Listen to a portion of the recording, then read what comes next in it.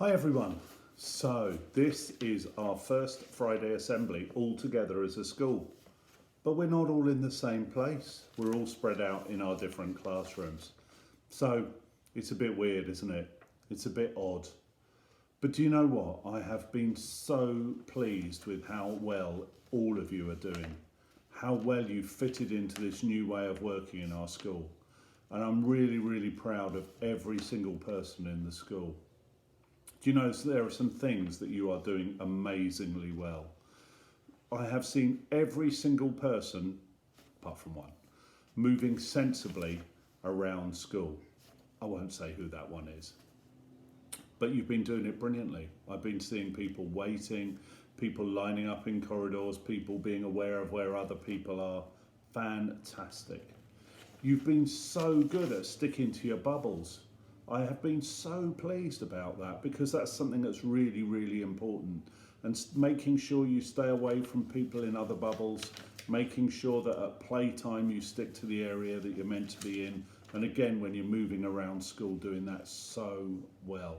Well done, all of you. Do you know as well, I've walked around school a couple of times and the learning has been fantastic. You've slotted back into your learning. Now, some of you, when school wasn't open for everyone, were doing lots of learning at home, and lots, and you came in and you've done really well and picked up. But some of you, that was a bit more tricky for you.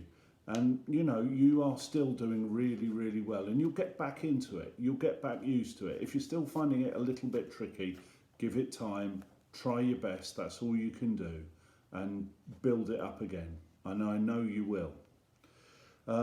I have been so impressed with everyone being safe. That is the most important thing at the moment, to be safe in school. And to be safe by sticking to your bubble, but be safe when you're going to the toilet, seeing people asking, is there anyone in here? On queuing up and doing all the right thing there, and using your hand gel, getting hand gel in the morning and at different times during the day. And if you sneeze or cough, getting a tissue and throwing it straight in the bin. You've done all of those things absolutely brilliantly. And do you know who else has been amazing, as well as all the children in the school? All the pupils of the school have been absolutely amazing. All the staff have been incredible. You don't know how hard they are working, but they are working their socks off. And Mr. Marsh wears some odd socks, and when he works them off, whew, okay, but they have been all working their socks off. So we're going to stop for a minute, and I'd like you to give them all a big clap, and I'm going to join in. Are you ready? Here's for all the staff. 1, 2, 3.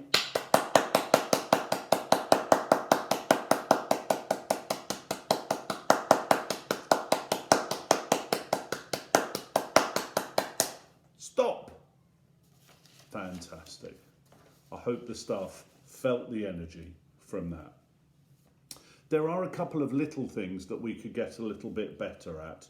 In fact, there's really only one I can think of at the moment. And I tell you what, playtimes are difficult, aren't they? You can't always play with the people you want to. And you're doing well to stick to your bubbles. But here's something I'd like you to try and do. When you're outside at playtime, I don't want anyone to scream. Now, the reason I don't want you to scream is sometimes you're playing right next to a class of children who are trying to work. And if someone's screaming all the time, that's really difficult to concentrate, and it's really difficult for the teacher to be heard. So I don't think anyone should be screaming at all at playtime. And just be aware, if you're right next to a classroom, think, oh, we're being a bit lively here, a bit noisy. Let's move a little bit away from the classroom and we can play like that over there. But no one should be screaming. Now, I mentioned that it's difficult for a lot of people, isn't it? I'm sure lots of you have friends in other classes, other bubbles that you're not able to see at the moment. And I know that is a really, really tricky thing. But we'll get through it because we are the best. We are Swissies and we all pull together. And, you know, hopefully you'll get some chance to see those other friends out of school. And hopefully before too long we'll all be back to normal. But it's going to be a little while yet. And you've just got to get used to the fact that you're with the people in your bubble and you've got to make the best of it. And I know you can do that. And you know, sometimes it just really helps to be cheered up, doesn't it? If you're feeling a bit fed up, because things are a bit, if you watch the news or you hear people talking about coronavirus, you might think, oh, I'm fed up of all this stuff. And do you know what helps me? It really helps me to laugh and to feel happy and to feel good about things. That really helps me to think, okay, this is tough, but it's all right. We can still laugh and we can still have fun. And I know lots of you are having fun in school. So guess what? I've got a couple of crazy jokes. You can decide if you like them or not. I think there's lots of you, maybe year 6, because you're all a bit too cool. You'll think, oh, Mr. Coughlin, give it a break. But hey ho, I'm going to give it a go anyway. Okay, you all paying attention? Ashley, you paying attention? Lily, you paying attention? Good, here's my jokes. What do you call a dog who can do magic? Any ideas? No. A labracabrador. Did I say that right? No, I said that wrong. A labracab. Oh dear, I got it wrong again. I'm going to have to read it. A labracadabrador. I nearly got it right that time. A labracadabrador. There we go. What do you call a dog who can do magic? A labracadabrador. Phew. What a silly joke. Who liked that one? Yeah, loved it. Cool. Here's the second one. Why couldn't the bike stand up by itself? No. Because it was too tired. Too tired. Tired. What does bikes have? Tyres. How many is it? Yeah? No? Okay. Well, I love that one. Here's my favourite. How does a penguin build its house? Yeah, I think you got that, someone in year 6. It glues it together. Igloo. Penguin house. It glues it together. Okay, I know my jokes aren't very good, are they really? But hopefully some of you made some of you laugh. Here's something that always, always, always makes me laugh. And it's a poem called Eddie and the Gerbils, and it's by Michael Rosen. If you've seen my YouTube channel, there are a couple of other Michael Rosen poems on there, and there'll be some more. Eddie and the Gerbils. Not long ago, we went on holiday with some people who we haven't got any pets. And Eddie, he was 2 years old. He thought they were wonderful. He was looking in their cage going, hello, gerbils. Hello, gerbils. Hello, gerbils. And when the boys took them out of the cage, Eddie loved stroking them, going, hello, gerbils. Hello, gerbils. All over again. Now, when we got home from the holiday, like I said, we haven't got any pets. What we've got is mice. So we wanted to get rid of them. So we rang up the council to ask for the mouse man to come over and get rid of them.